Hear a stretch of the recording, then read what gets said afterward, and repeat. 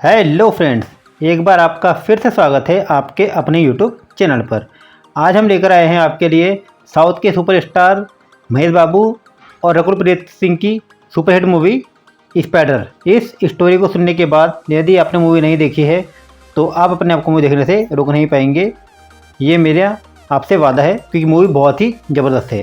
तो आइए शुरू करते हैं। शिवा उर्फ महेश बाबू एक IBI अधिकारी है जो लोगों की मदद करने के लिए उनके कॉल और संदेशों पर जासूसी करने के लिए एक कार्यक्रम विकसित करता है।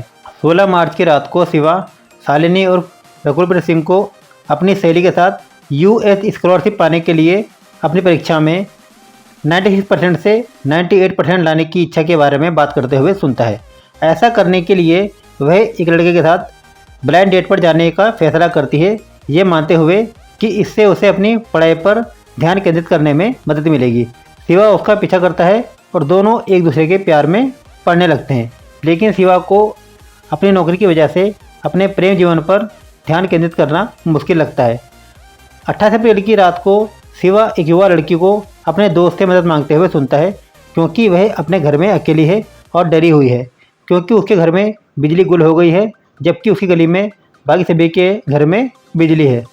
चिंतित होकर शिवा अपने कांस्टेबल दोस्त रेणुका को उसकी मदद के लिए लड़की के पते पर भेजता है। हालांकि अगले दिन समाचार की सुर्खियों में 2 महिलाओं की भीषण मौत की खबर है। शिवा अपराध स्थल का दौरा करता है और अपराध बोध के कारण IBI से इस्तीफा दे देता है, लेकिन उसके पिता उसे हथियारों को खोजने के लिए प्रोत्साहित करते हैं। शिवा लड़की की चैट और ठिकाने की जांच करने निकलता है, जहां उसे पता चलता है कि एक आदमी उसका कैफे तक पीछा करता रहा है। फेसबुक के जरिए शिवा एक अन्य व्यक्ति को ट्रैक करने में सक्षम होता है जो पीछा करने वाले को जानता था। प्रदान की गई जानकारी के साथ शिवा उस गांव की यात्रा करता है जहां पीछा करने वाला बड़ा हुआ था और अपनी खोज शुरू करता है। एक बुजुर्ग ग्रामीण से शिवा को आखिरकार उस आदमी के अतीत के बारे में पता चल जाता है, जिसका कि अतीत था सुधालाई। सुधालाई अपनी माँ, पिता और छोटे भाई के साथ कब्रिस्तान में रहता है। उसके पिता अपने परिवार की देखभाल करने के लिए मृतकों के अंतिम संस्कार करते हैं, लेकिन इस व्यवसाय के कारण सुधालाई को SPD से पीड़ित होना पड़ता है, जहां वह पीड़ितों को मारने और उनके परिवारों को दुखी देखने की एक इच्छा विकसित करता है। मतलब कि उसे किसी को मरता हुआ देखकर बड़ी खुशी होती थी, जो इसमें विलेन है। एक दिन एक बच्चा उसे किसी की हत्या करते हुए देखता है और दूसरे गांव वालों को यह बात बताता है। तब एक भीड़ ने सुधालाई के घर को जलाने का फैसला किया, जिससे कि उसके माता पिता की मौत हो गई। क्रोधित होकर सुधालाई अपने छोटे भाई के साथ अपनी हत्याओं की होड़ जारी रखने के लिए गांव को छोड़ देता है और फिर हत्याओं का दौर चालू हो जाता है। ये तो था सुधालाई का अतीत। अब करते हैं इसके वर्तमान की बात। शिवा सुधालाई को पकड़ता है और एक घने ठिकाने के बारे में उससे पूछताछ करता है, लेकिन उसे पता चलता है कि वह वास्तव में सुधालाई का भाई है। सुधालाई अपने चेहरे को ढकने वाले नकाब के साथ लाइव टेलीविज़न पर जाता है और खुलासा करता है कि उसने 23 लोगों को मार डाला है और उनकी लाशों को एक मेट्रो पुल के 23 खंभों में छिपा दिया है, और नागरिकों को उसके भाई को बिना किसी चोट के छोड़ने की वह धमकी देता है। वह यह भी बताता है कि वह एक अस्पताल को बम से उड़ाने की योजना भी बना रहा है। शिवा पीड़ितों के परिवारों के सामने सुधालाई के भाई को मार देता है, जिसमें सुधालाई भी शामिल होता है, जो भीड़ में छुपा हुआ था। परेशान सुधालाई शिवा के परिवार को मारने की योजना बनाता है, लेकिन शिवा को तब पता चलता है जब उसकी माँ उसे फ़ोन करती है और बताती है कि वह डरी हुई है, क्योंकि उनके घर में बिजली नहीं है, जैसा कि पीड़ित लड़की ने पहले बताया था। तब शिवा अपनी टीम की मदद से अपने परिवार को बचा लेता है। उधर शिवा सुधालाई का अगला लक्ष्य बन जाता है और वह घर लौटते समय शिवा को मारने की कोशिश करता है, जिसके परिणाम स्वरूप शिवा एक ट्रक पर चढ़ जाता है, जहाँ उसे चोट लग जाती है।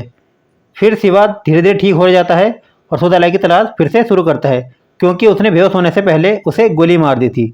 वह अनुमान लगाता है कि सुधालाई ने खुद को एक घर में छिपा लिया है, जहां वह ठीक हो सकता है, लेकिन उसने मालिकों को कैद कर लिया है।